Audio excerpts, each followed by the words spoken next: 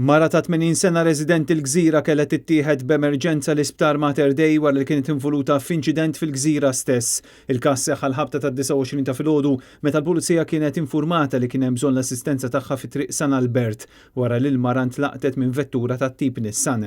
Il-karozza kienet qiegħda tinstaq minn mara oħra ta' 49 sena residenti ta' Sliema. Fil-post issieħet ambulanza li ħadet lill-anzjana l-isptar Mater Dei sabiex tingħata il-kura meħtieġa. Aktar tard hija ġiet ċertifikata qiegħda ssofri minn ġrieħi gravi.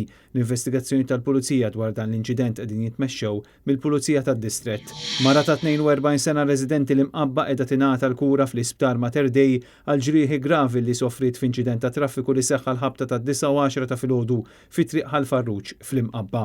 Il-Pulizija marru mill-ewwel fil-post u minn investigazzjonijiet preliminari li saru irriżulta li l-mara tilfet il-kontroll tal-vettura li kienet qiegħda s-suq tal-għamla Toyota bil-konsegwenza li ħabtet farblu u fħajt.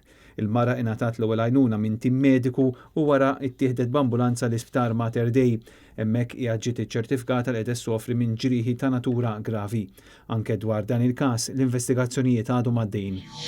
Numru ta' uffiċjali tat-taqsima tal-Protezzjoni Ċivili ntalbu jintervjenu b'urġenza wara li raġel inqabad fil-blokka ta' lift li waqaf is-swali ta' Citadel Cinema fir-Raba Tawdex. Ir-raġel flimkien ma' ħaddiem ieħor kienu qed jagħmlu xi xogħlijiet f'din il-binja fil-bidu tat-tela taċ-Ċittadella.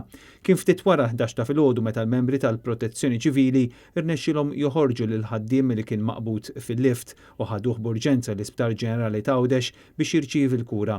Il-vittma li għandu 55 sena ġarrab feriti ħfief.